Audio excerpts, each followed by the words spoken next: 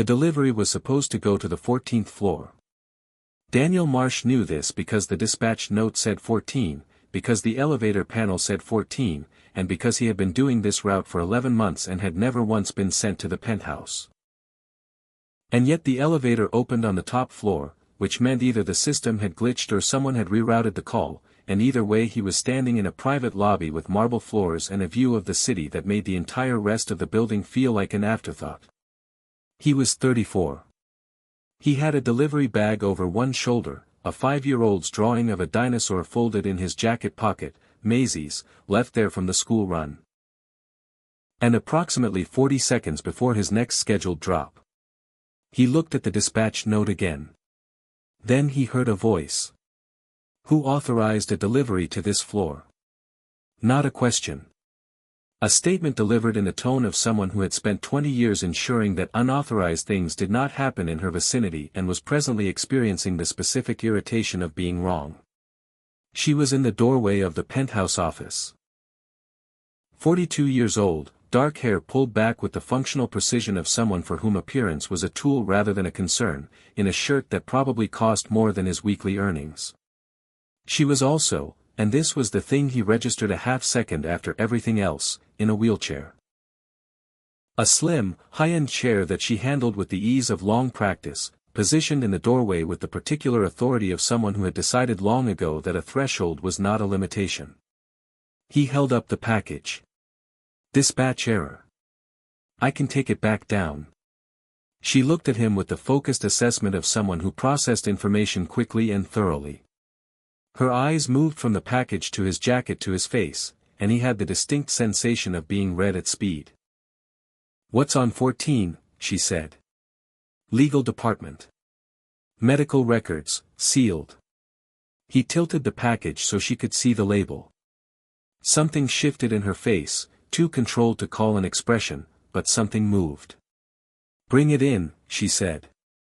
I'll have my assistant call legal. I'm not supposed to leave packages with. I'm Diana Voss, she said. This is my building. Bring it in. He brought it in. The penthouse office was the most deliberately functional space he had ever been in. No decoration that didn't serve a purpose. Shelves of files organized with the precision of a surgical tray. 2 screens, both active. A standing desk, unused, he noticed. The working surface was lower, adjusted to chair height and clearly the actual center of operations. She was already on the phone. He set the package on the reception desk and was turning to leave when she said, still on the phone, hand raised slightly, the universal gesture for stay. He stayed. He looked at the city through the floor-to-ceiling windows. 42 stories. The grid of the financial district below, everything small and orderly from here. He thought about Maisie, who was at after-school care until 6, and about whether there was anything in the fridge for dinner, and about the dispatch error that was going to require a rerouting note he didn't have time to file properly. You're still here, she said, behind him. He turned. She had ended the call. She was looking at him with the same quality of direct attention, not unfriendly exactly, but without the social lubricant most people applied to encounters with strangers. You told me to stay, he said. I did. She looked at him for another moment. The package needs a signature from legal before it can be released. My assistant will meet you at the elevator in 4 minutes. She paused. The dinosaur. He blinked. Sorry. In your pocket. The corner of her mouth moved. The drawing. He looked down. Maisie's dinosaur had unfolded itself and was visible above the pocket edge, purple crayon, 7 legs, an expression of great personal confidence. My daughter, he said. She's 5. She draws well, Diana Voss said. Simply. Without the performance of finding it charming. He looked at her. She'd like that you said so. The elevator opened. A young assistant appeared. Diana Voss had already turned back to her screens. He thought about her on the ride down. Not the way he usually thought about women he encountered on his route, casually, briefly, filed and forgotten. He thought about the quality of her attention. The way she had looked at the dinosaur drawing and said she draws well without making it into a softening gesture, just a true observation. The way she had sat in that doorway like someone who had decided that every room she entered was hers by right of presence rather than position. He thought. That is a person who has been alone in a specific way for a long time. He thought, that is none of your business, Daniel. He tucked the dinosaur back into his pocket and went to his next drop. He was back on her floor 3 days later. Same dispatch error, or not an error, he realized, when it happened a third time the following week and then a fourth. Someone was rerouting his calls to the penthouse. The packages were always legitimate. Always something that could plausibly need to land there. But the pattern was too consistent to be accidental. On the fourth visit, she looked up from her screens and said, "I know about the rerouting." He waited.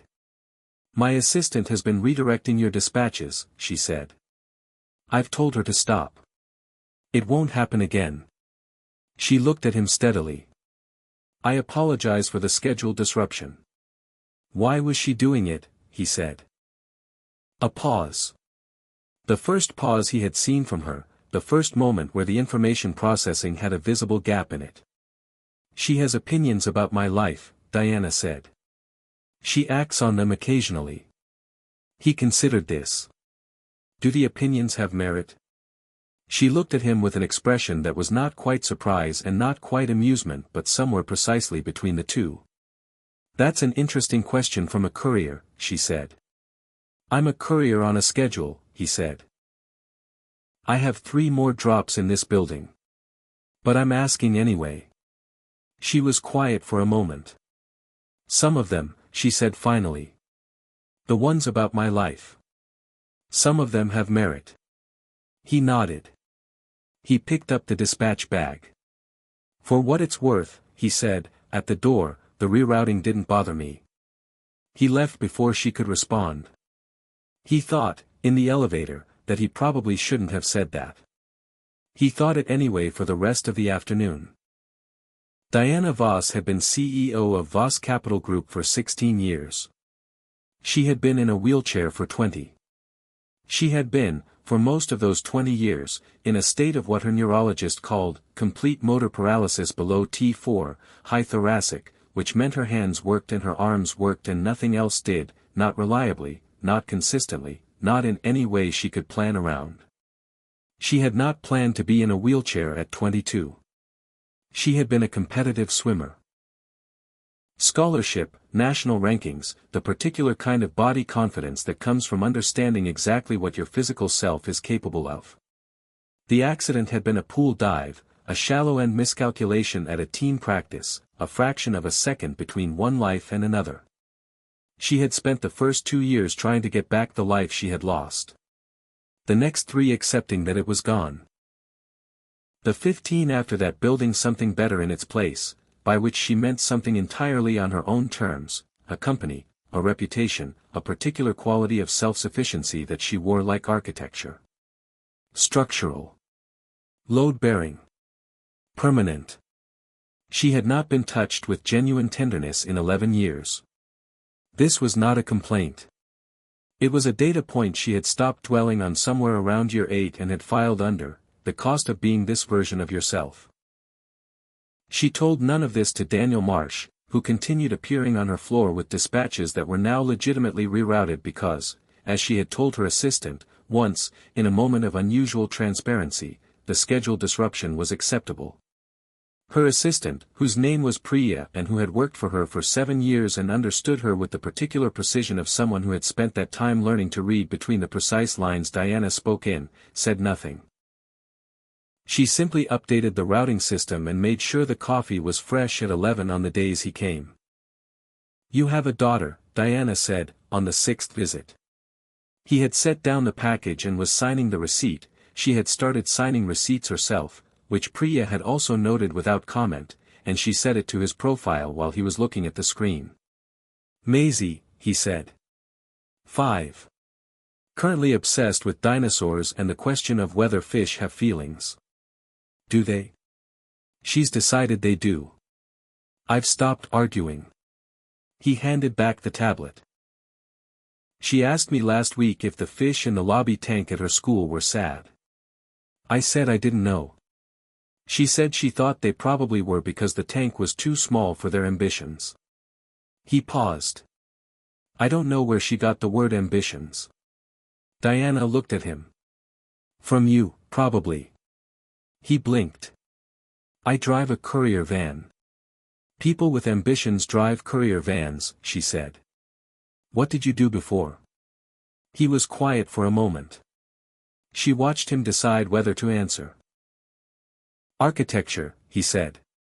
Degree, then a firm for 4 years. Then Maisie's mother left and the firm restructured and I needed something that fit around school hours. He said it without self-pity, as a plain sequence of events. The courier work is good for now. It has edges. Edges, she said. It starts and stops at specific times. When I'm in the van, I'm in the van. When I'm with Maisie, I'm with Maisie. He looked at the window. I spent 4 years at the firm in a state of permanent partial presence. It wasn't good for either of us. She thought about that for the rest of the day. Permanent partial presence. She thought about the last 11 years. The meetings and the calls and the decisions and the building of something she was genuinely proud of, and the particular quality of her evenings, which were efficient and quiet and entirely hers and which occasionally, in the hour between work and sleep, felt like rooms she was passing through rather than inhabiting. She didn't tell Priya what she was thinking. Priya knew anyway. Priya had been knowing for 6 weeks. On Friday, at 5:15, Priya knocked on the open office door. She always knocked even on open doors, a formality Diana had stopped trying to undo, and said, he mentioned that Maisie's dinosaur phase has progressed to the Cretaceous period specifically. I thought you'd want to know. Diana looked at her. How do you know that? He stopped by the desk to ask if the building had a lost and found. He'd left a water bottle somewhere on the 10th floor. Priya's expression was entirely neutral. We talked for 4 minutes. You talked for 4 minutes about the Cretaceous period. It came up naturally, Priya said, and left. Diana sat at her desk after Priya left. The city was doing its late afternoon thing, the light going amber on the west-facing glass, the traffic below shifting from purposeful to exhausted. She had a board presentation in the morning and 3 contracts to review and a medical appointment on Tuesday that she had been rescheduling for 6 weeks. The medical appointment was with a specialist her neurologist had referred her to. A new approach. Not a cure, the language was careful about that, but a combination of epidural stimulation and a particular manual therapy protocol that had produced results in high-level complete injuries that were, the literature said, clinically significant. She had read the literature. She had read it 3 times.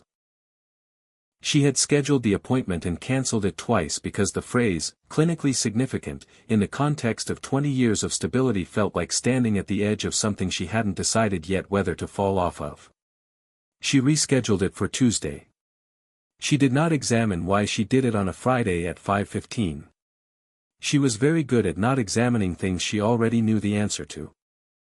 The appointment on Tuesday was with Dr. Yael Oren, who had the specific quality of a person who had chosen medicine because they were genuinely interested in the problem rather than the credential. She was small, direct, and had spent 20 minutes reviewing Diana's full history before asking a single question. 20 years at T4 complete, she said. You've had no functional change in that time. No. And you've tried, she looked at the file.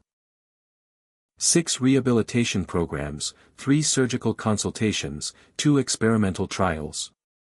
Correct. Dr. Oren looked at her. What made you come now? Diana thought about the correct answer to that. I read your paper on the combined protocol. The mechanisms made sense.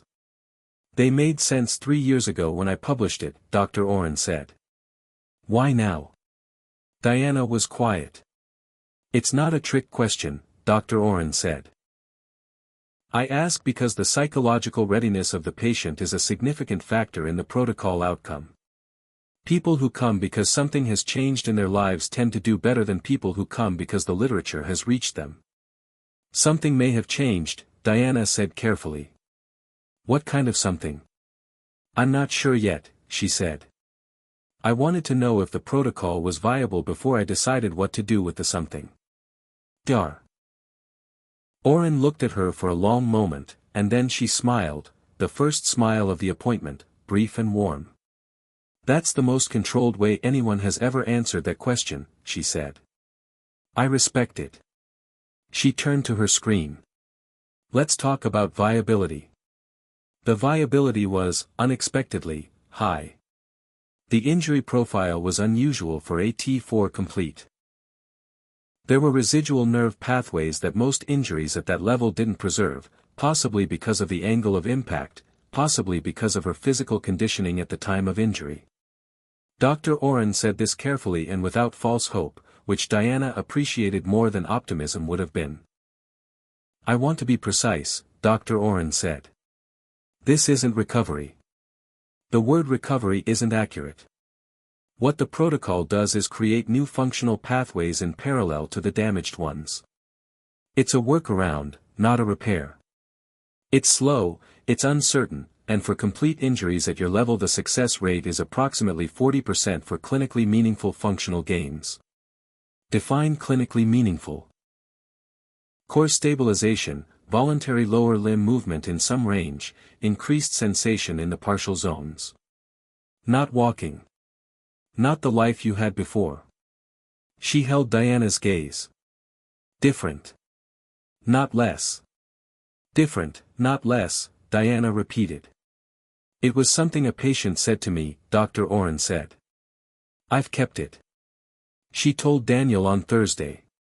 She hadn't planned to, the plan had been to tell no one until there was something to tell, which was how she handled most things. But he had come with the dispatch and she had signed it and he had been about to leave and she had said, entirely without deciding to, I started a new treatment program on Tuesday. He turned around. He looked at her with the full attention she had catalogued over 8 weeks, the kind that didn't perform interest, just had it. What kind? Neurological. For the paralysis. She said it matter-of-factly. A combined protocol. Epidural stimulation and manual therapy. The success rate is 40% for meaningful functional gain. What does meaningful mean? That's exactly what I asked, she said. He came back into the room, not to the desk, but further in, closer than he had stood before. He did it without ceremony, as if the distance between them had simply become less relevant. Why did you start it now? She looked at him. This was the question Dr. Oren had asked and which she had answered obliquely and which he was now asking with the directness of someone who would recognize an oblique answer. Because I wanted to, she said. Because something made me want things I had stopped wanting. She held his gaze. I'm telling you because you're the something. I thought you should know. The room was very quiet. Outside, the city made its sounds. Traffic, wind, the distant percussion of a city in full operation. His eyes were very steady. He had brown eyes with something warmer in them than she had noticed at the right distance, and she had been, for 8 weeks, keeping the right distance. Diana, he said. I'm not asking you for anything, she said, quickly. I'm not. I know, he said. I know you're not. He was closer now. Close enough that she was aware of him physically in the specific way she had been managing carefully, the way she managed things that had no clear outcome and therefore no clear strategy. I'm telling you that I'm glad you told me. He paused. And that I've been thinking about the right way to say that the dispatch rerouting not bothering me was, not the only thing I wanted to say. She was very still. What else did you want to say? That I think about coming up here, he said simply. That I think about you. A pause. That I don't know what to do with that yet, but I thought you should know. Since we're telling each other things. She looked at him for a long moment. Then she said, the therapy is twice a week. Tuesdays and Fridays. The manual component is, it's physical. Someone works directly on the affected muscle groups and the nerve pathways. It requires being touched. She said the word with the precision of someone who had thought carefully about it. I haven't been touched like that in a long time. I don't know how I'll respond to it. He didn't say anything. He was listening, the real kind, the kind that didn't anticipate. I told you because it felt relevant, she said. Given what you just said. It is relevant, he said. Thank you for telling me. He left at his scheduled time. She sat at her desk for 10 minutes afterward doing nothing, which was something she had not done in years. Priya came in at 6 with the evening briefing and stopped in the doorway. Diana was sitting at her desk looking at the city. The screens were dark. Should I come back? Priya said. No, Diana said. Sit down. Let's do the briefing. Priya sat. She did the briefing. She did not say anything about the dark screens or the untouched coffee or the particular quality of stillness Diana had been sitting in when she arrived. But at the end, gathering her tablet, she said, he asked me, last week, whether you liked anything specific. Flowers, coffee, things like that. I told him you liked good data and direct conversation. Diana looked at her. What did he say? He said he thought so. Priya stood. I thought you should know. She left. Diana turned back to the city, which was doing its night version now, all light and organized distance. She thought, good data and direct conversation. She thought, he thought so. She did not smile. But the thing that happened in her face would have been a smile, in someone with less practice at keeping still. The manual therapy component of Dr. Oren's protocol was conducted by a therapist named Marcus, 30s, precise, with the particular quality of someone who understood that physical work on a body that had been unavailable to its owner for 20 years required something beyond technique. He was good. Diana assessed him in the first session and determined that he was genuinely skilled rather than merely competent, which was the only acceptable standard. The first session was clinical and careful and left her exhausted in a way that was different from the exhaustion of work, bone deep, specific, like something had been asked of her body that it had forgotten was possible to give. She told Daniel this on the following Thursday, because by now they had developed something that was not quite a standing appointment and not quite a friendship and not quite anything else. It was a Thursday at 11 and a conversation that started where the last one had ended and a specific quality of honesty she had not previously associated with anyone she had known less than 6 months. Different how, he said. Like being reminded, she said. She thought about how to be more precise. When you've had a body that functioned a certain way and then it didn't, you develop a very efficient way of inhabiting what remains. You stop thinking about the parts that don't respond. You route around them. She looked at her hands, her capable, functional, 30 years of compensation hands. The therapy asks you to think about the parts you stop thinking about. She paused. It's strange to want something back that you'd finished wanting. He was quiet for a moment. When did you finish wanting it? Year 8, she said. It was a deliberate decision. Wanting things that aren't available is expensive. I had better uses for the energy. And now? She looked at him. Now something has revised the cost-benefit analysis, she said.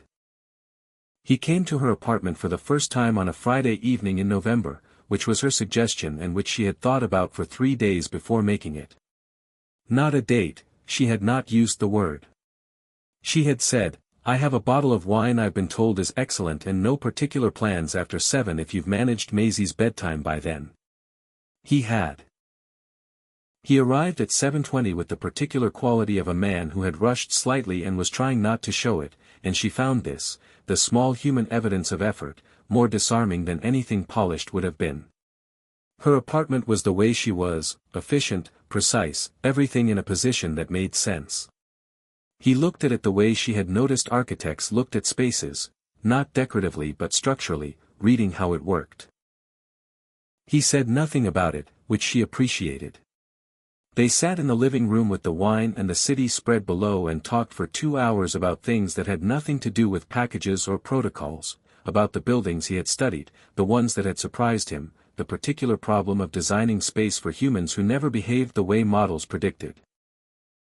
About the company she had built and what it had cost and the specific satisfaction of having done it entirely on her own terms. About Maisie, who had recently decided that the Cretaceous period was morally superior to the Jurassic and had written a letter to her teacher explaining why. She wrote a letter, Diana said. 3 paragraphs, he said. With citations, if drawings of fossils count as citations. They should, Diana said. That's what I told her. She was watching him, had been watching him the way she watched things she was trying to understand accurately. He was not what she had expected from any category she'd had available for him. He was careful and funny in the dry way that required the other person to be paying attention, and he listened like someone for whom listening was a physical act rather than a pause before speaking, and he looked at her. Consistently, without the social deflection most people applied to her in social contexts, as though she were simply the person in the room he most wanted to look at. After the second glass he said, "Can I ask you something?" "You can ask." "Does the therapy hurt?" She was quiet for a moment. "Sometimes. It's more overwhelming than painful. 20 years of absence and then suddenly someone is asking your nervous system to respond and it," she stopped. "It responds in ways I can't predict. That's difficult. I like being able to predict." "I know," he said. She looked at him. "You know. You plan 3 answers ahead in every conversation," he said. "You positioned yourself in this room so you have sight lines to the door and the window simultaneously. You scheduled this for a Friday so that if it went badly there was a weekend buffer before we'd see each other professionally."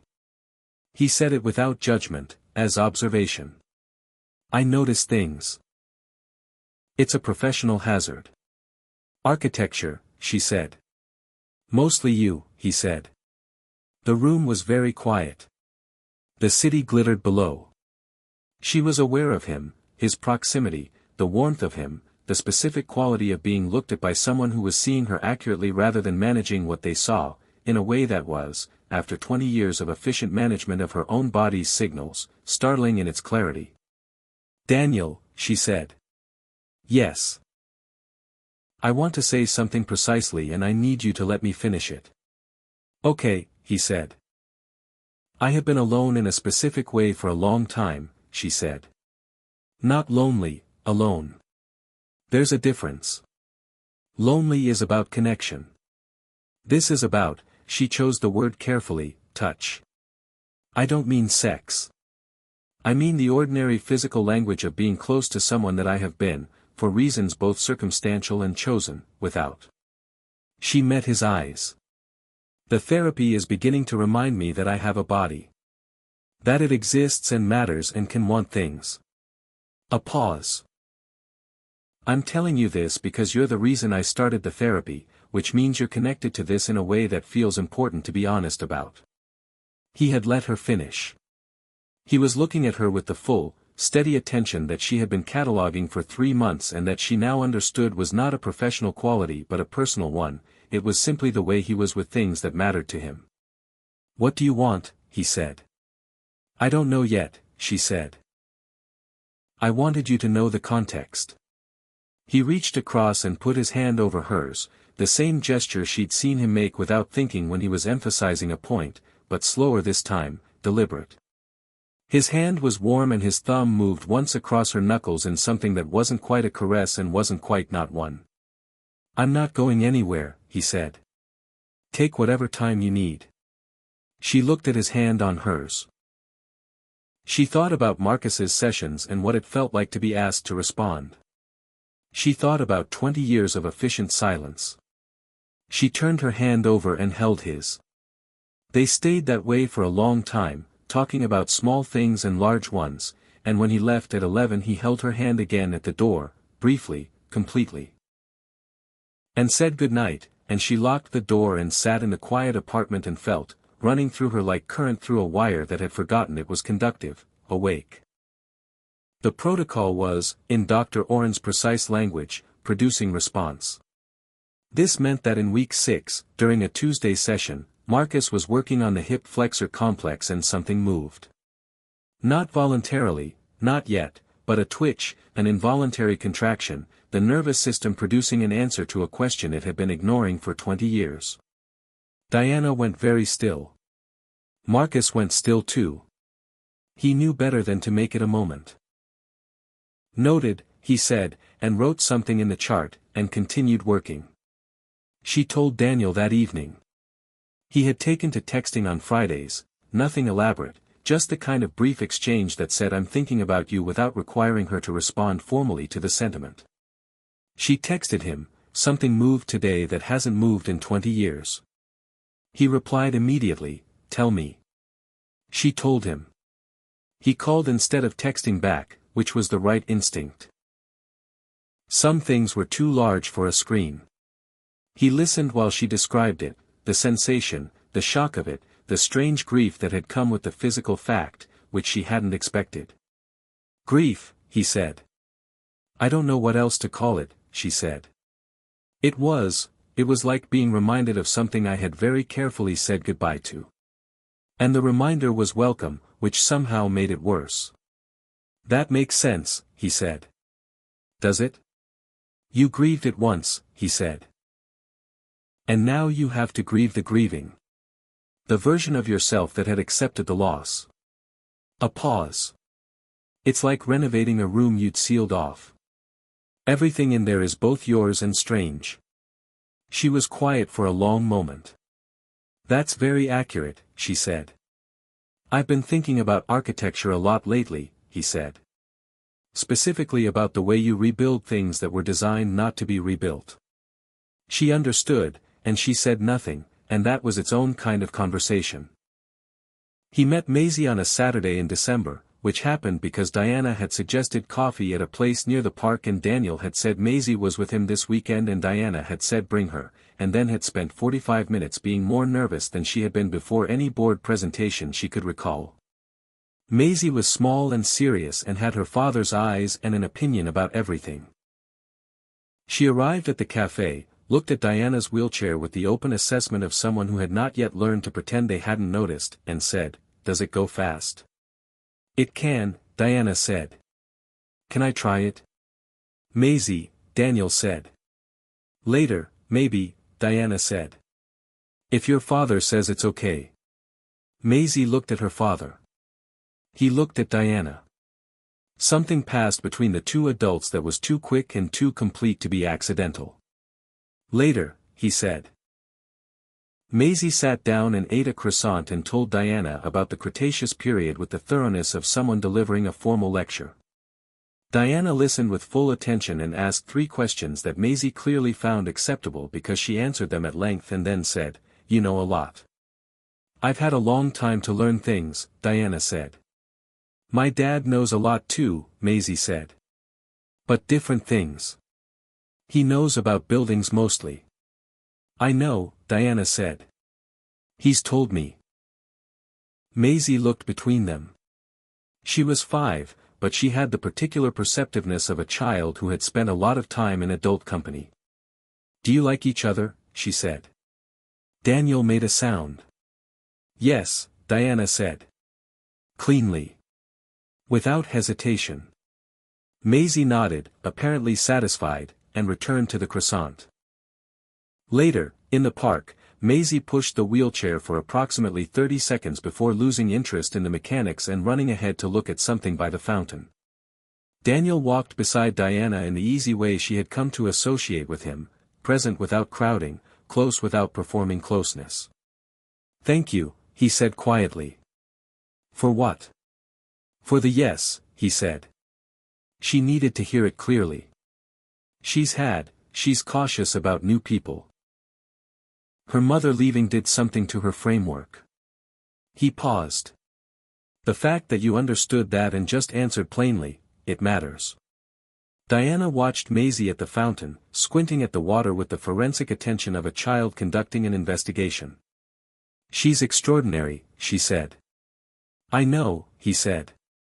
The way he said it, quiet, complete, the specific pride of someone who hadn't expected this particular gift and handles it carefully because of that. Went into her chest like something finding its place. She reached and took his hand. He held it without making it a gesture. They stood in the December park with the child ahead of them, and Diana thought, this is a thing I didn't have a category for. She was making a new one. In the car going home, she texted Dr. Oren, something else moved today. Different category. Dr. Oren replied, the something from your first appointment. Diana looked at her phone. Yes, she typed. Good, Dr. Oren wrote. See you Tuesday. January brought the protocol's third month, which Dr. Oren had told her was the inflection point, the place where the nervous system either committed to the new pathways or didn't, and where the work became harder because the possibility of real change became real enough to be frightening. It was also the month Diana invited Daniel to one of her therapy sessions. Not to watch, there was nothing to watch, it was a medical procedure, but to meet Dr. Oren, to understand the protocol, to be, as she said with her characteristic precision, in the actual picture rather than the summary version. He came on a Tuesday. He sat in the waiting room while she had her session, and when she came out he was reading a patient information pamphlet about spinal cord injury with the concentrated attention of someone who had decided to understand something properly rather than sufficiently. What are you reading? She said. The section on neuroplasticity, he said. The mechanism is genuinely remarkable. The brain remaps around damage it can't repair. It's the same principle as, he stopped. Sorry. You know this better than any pamphlet. The same principle as what? She said. He looked up. Adaptive architecture, he said. When you can't restore an original structural element, you design around the absence. The building still stands. It just stands differently. She looked at him for a long moment. Say that to Dr. Oren, she said. She'll want it for her patient materials. Dr. Oren met Daniel for 12 minutes, which was more time than she gave anyone who wasn't a patient, and said afterward, to Diana, quietly, while Daniel was getting coffee, he understands how to be close to something difficult without making it about himself. That's rare. I know, Diana said. Is he? Dr. Oren paused. Is this what I think it is? Probably, Diana said. Good, Dr. Oren said. The protocol works better when the patient has a reason to want the outcome. She paused. Not because you need him. Because wanting things generally is the engine. You understand the distinction. I do, Diana said. I've been making it my whole life. That evening, in her apartment, Daniel cooked. He had taken to cooking when he came on Fridays, having established early that her kitchen was better than his and her refrigerator contents were organized with the same precision as her office, which he found both admirable and slightly heartbreaking. He made something with pasta and things from the fridge, and it was, as it usually was, better than anything she would have assembled alone. She watched him in her kitchen the way she watched things she was still learning. The way he moved. Confident in the space, comfortable in his own body in the specific way that came from someone who had learned to be easy in themselves rather than having had it be easy all along. He had a scar on his left hand from a construction site in his second year at the firm. He pushed his sleeves up when he cooked. He was, she had come to understand over 4 months, exactly as good as he had seemed at the beginning, which was the most surprising thing about him. Over dinner she said, Dr. Oren thinks wanting things is the engine. Of the protocol? Of recovery generally. Of change. She turned her fork. She said it works better when the patient has a reason to want the outcome. He looked at her across the table. Are you telling me I'm a reason? You're the reason I'm in the protocol at all, she said. I think that makes you a reason, yes. He was quiet. His eyes were very steady.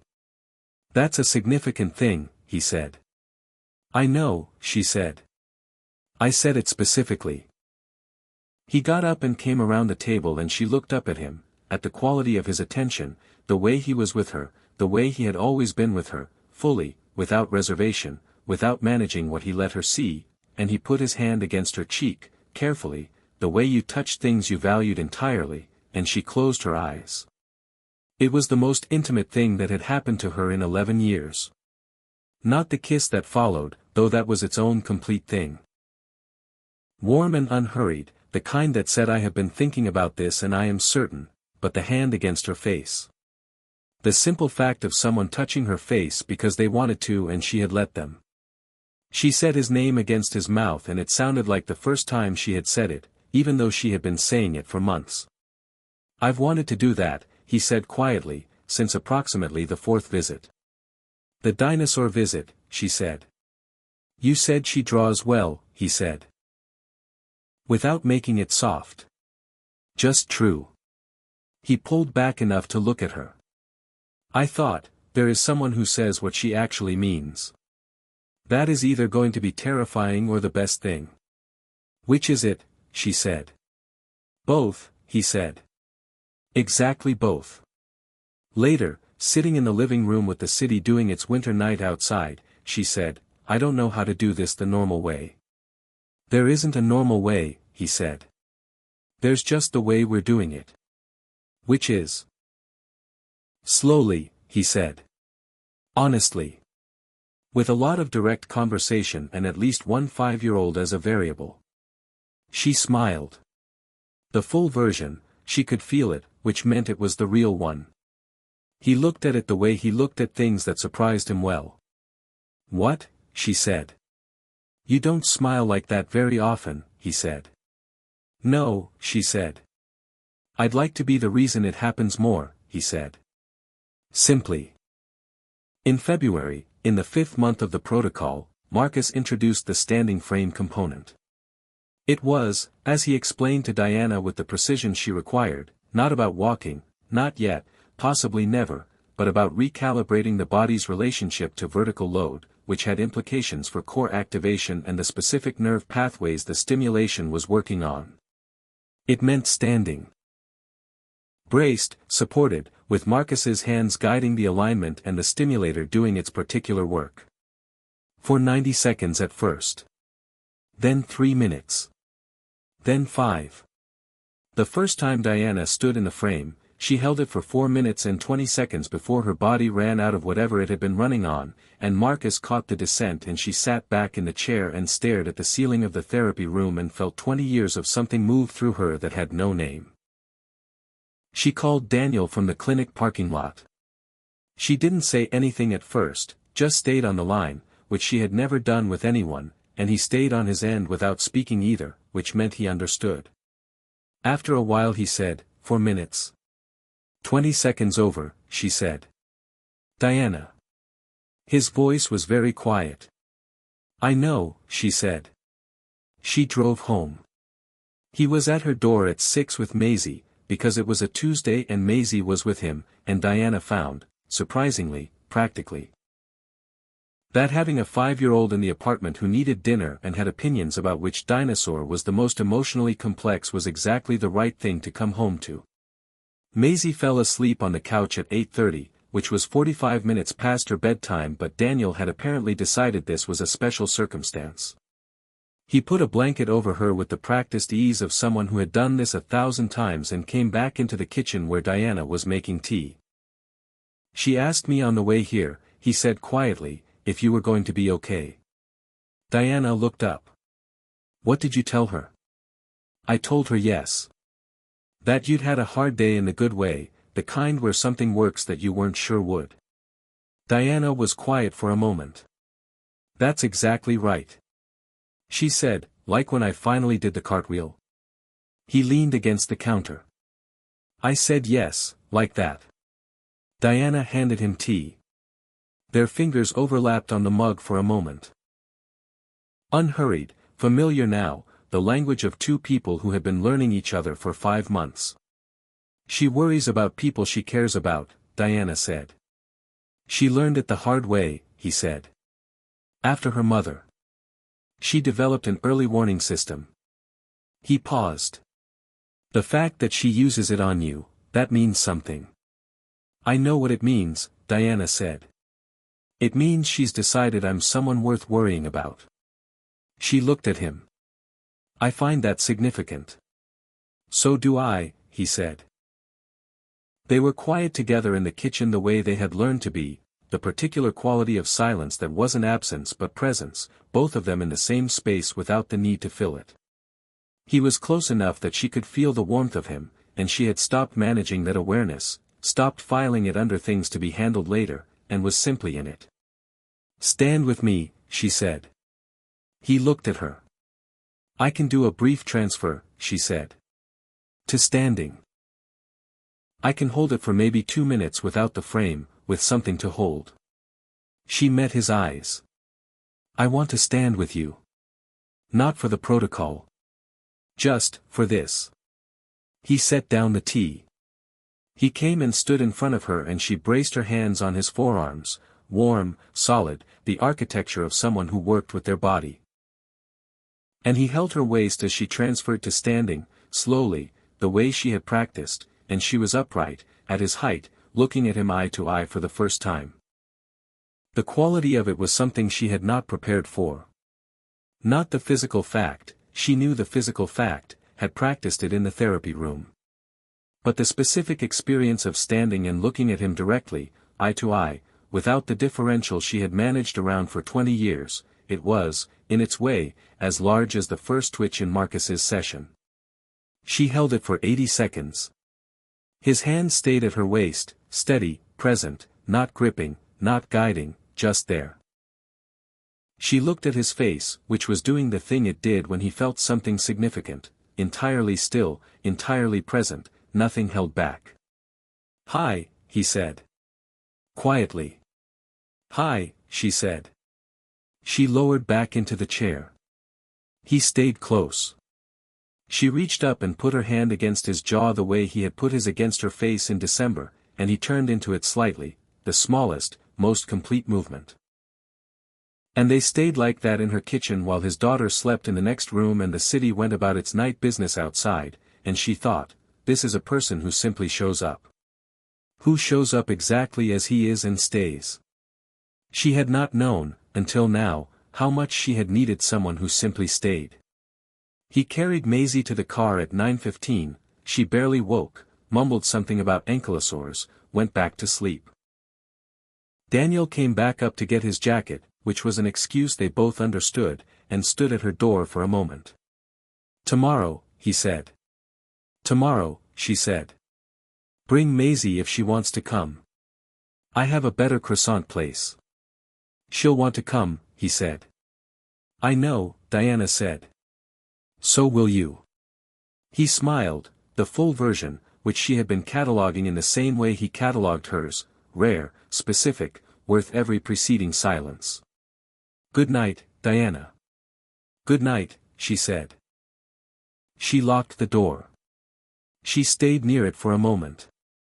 Then she went to the window and watched the city and felt, running through her like something new and old at once, the particular quality of a life that was in the process of becoming something she hadn't planned for and had needed entirely. Spring came and with it the 6th-month assessment, which Dr. Oren conducted with the same measured precision she brought to everything and which produced numbers that she showed Diana without preamble and without dramatizing them. The hip flexor activation is now voluntary and consistent, Dr. Oren said. The core stabilization has improved to a level I would not have predicted at the start of this protocol for a T4 complete at 20 years post-injury. She looked up from the chart. The standing duration is up to 11 minutes. Diana said nothing. You're not in the top 40% of responders, Dr. Oren said. You're in the top 12. The room was quiet. Is it the protocol? Diana said finally. Or is it something else? Dr. Oren looked at her with the expression of a person who had spent a career at the intersection of biology and human circumstance. It's both, she said. The protocol creates the pathway.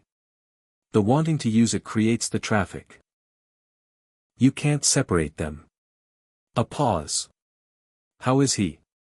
Diana looked at her. You've been keeping track.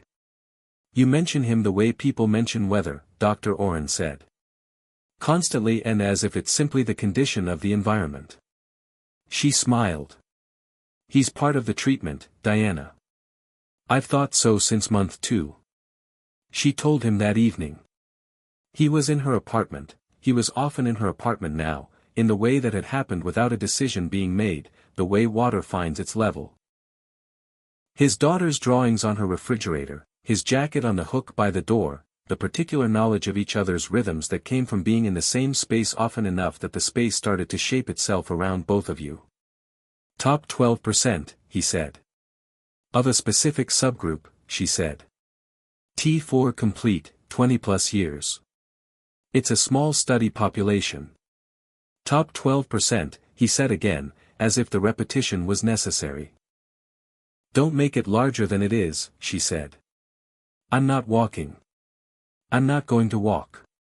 The gains are real and meaningful and they're not. I know what they are, he said. He came and sat across from her, leaning forward, elbows on his knees, close. I'm not celebrating something I don't understand. I know exactly what the protocol is and what the outcomes mean. His eyes were very steady. I'm saying that you did that. That it's extraordinary. That the word extraordinary doesn't require walking to apply. She looked at him for a long moment. I know, she said. I've spent 20 years managing other people's responses to my body. The over-celebration and the over-diminishment. I don't know how to receive the accurate version without bracing for one of the other two. I know, he said. I've been trying to give you the accurate version since the beginning. He paused. Have I? Yes, she said. Consistently. That's why you're the only person I've told the numbers to. He was quiet. His hands were between his knees and she reached forward and took them, both of them, held them the way she had learned to hold things she valued, with full attention, without performance.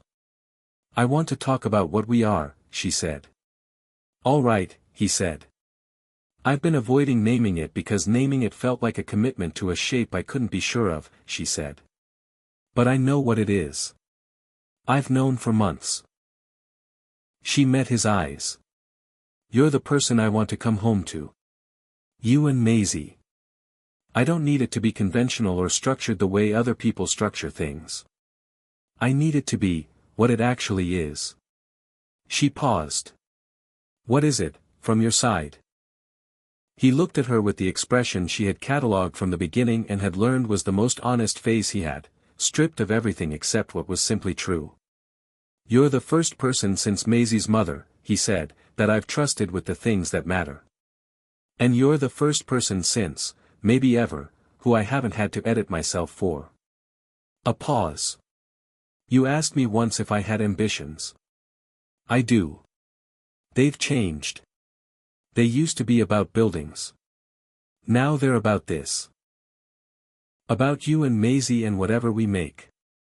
He held her gaze. That's what it is from my side. She was quiet for a long moment. Then she moved forward and kissed him with the precision and intent of someone who had thought about a thing carefully and then decided, fully, to do it. He kissed her back the same way, unhurried, present, completely there, and his hands came to her face the way they always did, careful and warm and entirely certain, and she thought. This is what it feels like to be held by someone who knows exactly what they're holding. Later, both of them quiet in the particular way that came after something settled into its right place, she said, Maisie asked Priya last week if I was her father's girlfriend. What did Priya say? She said she thought so, and that if Maisie had questions she should ask me directly. Of course she did, Daniel said. What would you have said? Yes, Diana said. For the same reason I said yes in December. Because it's true and she needed to hear it clearly. He made a sound that was not quite a laugh and entirely warm. She told me on the way home that day that she liked you because you don't talk to her like she's 5. She's not 5 in any way that matters, Diana said. No, he agreed. She isn't. He looked at her. She loves you. I think you should know. Diana was quiet for a moment. I know, she said. I love her too. She paused. I've been less sure about how to say that. You just said it, he pointed out. I said it to you, she said. I need to say it to her. She'll be here Saturday, he said. I know, Diana said. I'm aware it's Saturday. He smiled. The full one. She thought, as she always did when she saw it, that she would spend considerable energy making sure she kept seeing it. Not because she needed to. Because she wanted to, which was different, and which was, after 20 years of efficient management of want, the best feeling she knew. The conversation with Maisie happened on Saturday, as planned, in the kitchen over croissants, the better ones, from the place Diana had identified in December, while Daniel was doing something with a stuck window in the spare room that had been stuck since October and that he had apparently decided today was the day. Maisie was eating with the focused commitment she brought to all physical tasks and watching Diana in the particular way she had. The early warning system, Diana had come to understand, was also an early love system. Maisie watched the people she cared about with a quality of attention that was her father's, turned up to a frequency that was entirely her own. Your dad told me you asked Priya if I was his girlfriend, Diana said. Maisie looked at her. Not embarrassed, she was 5 and had not yet learned to be embarrassed by truth-seeking. Are you? Yes, Diana said. For the same reason I said yes in December. It's true. Maisie nodded slowly. She ate a piece of croissant. Are you going to live with us?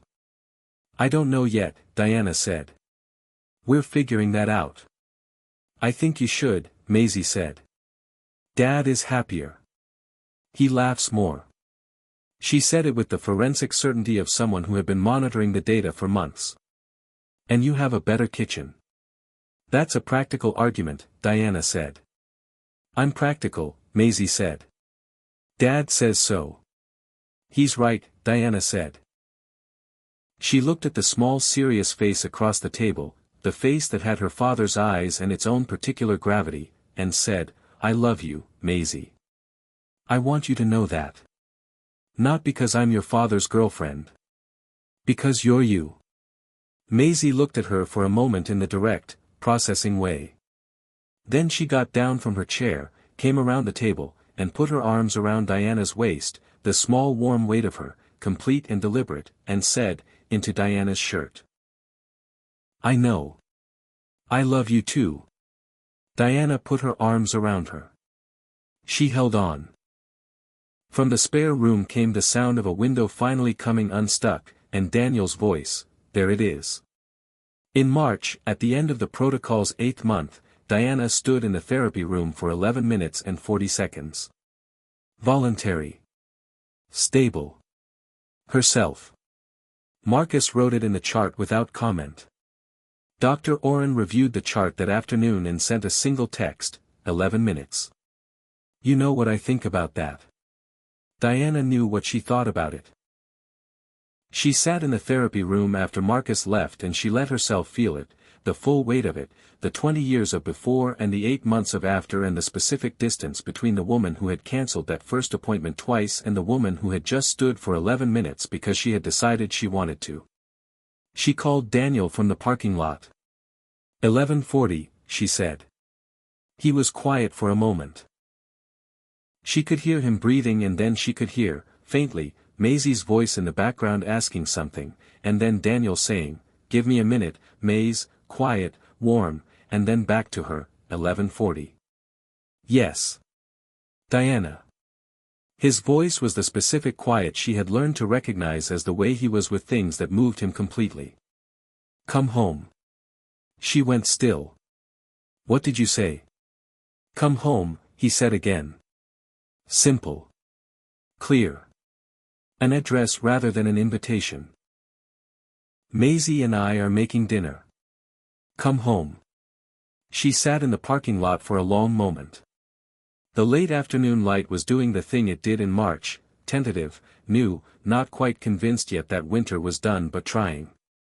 She thought about 20 years. She thought about the dispatch error that wasn't an error. She thought about the way he had looked at Maisie's dinosaur drawing and then at her, and the standing frame, and the kitchen in winter, and 11 minutes 40 seconds in a therapy room that smelled of antiseptic and possibility. She drove to his apartment. He met her at the door, just there, just himself, his sleeves pushed up, flour on his forearm from something Maisie had apparently been doing to the bread dough. He looked at her the way he always looked at her, completely, without reservation, the way you looked at something that was yours and that you had not stopped being grateful for. She reached up and took his face in both hands. The way she had first done in the kitchen in January, except this time there was no precedent, no first time that would supersede this one.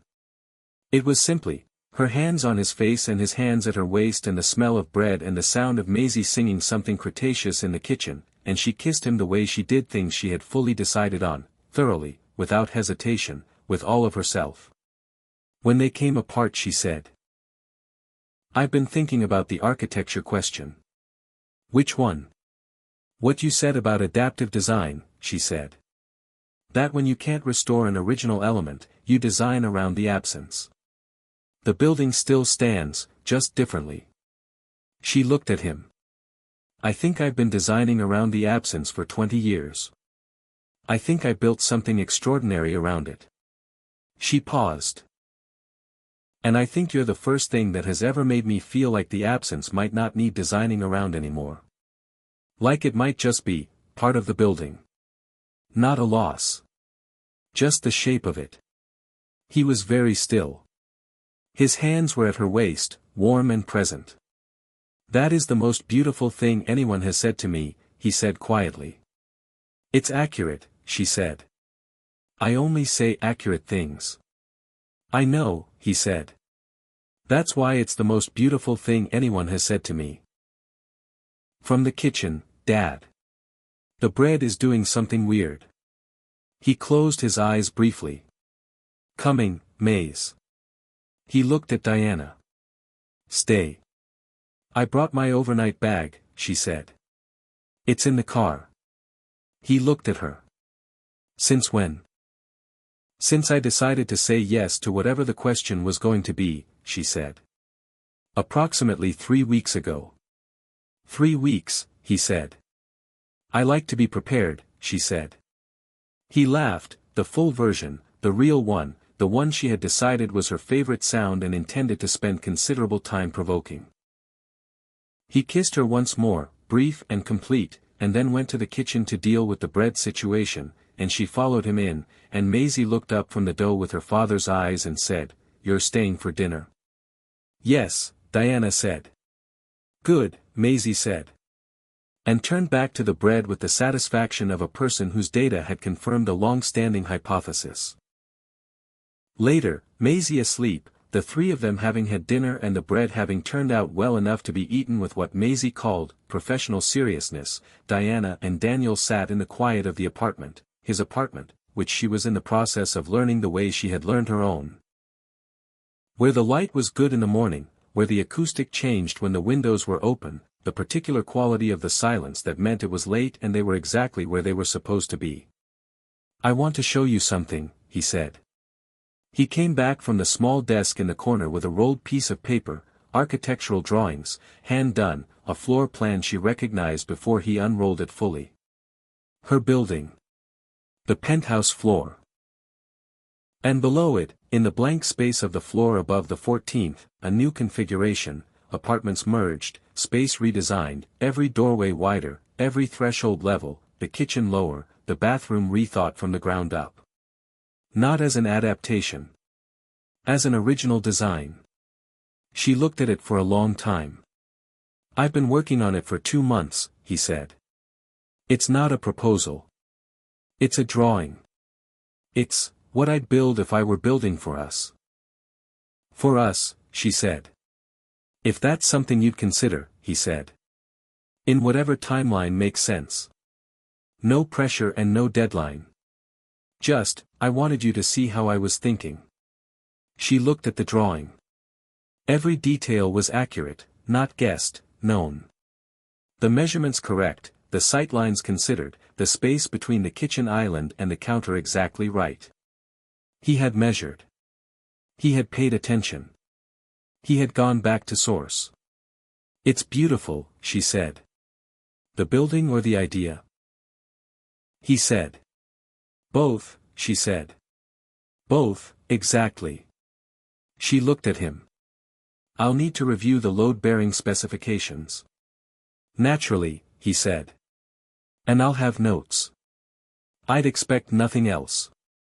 She took the drawing and held it in her lap and looked at it, the shape of something that didn't exist yet and would, built around both of them, designed not as an adaptation but as an original. The architecture of a life that was choosing itself on purpose. She thought.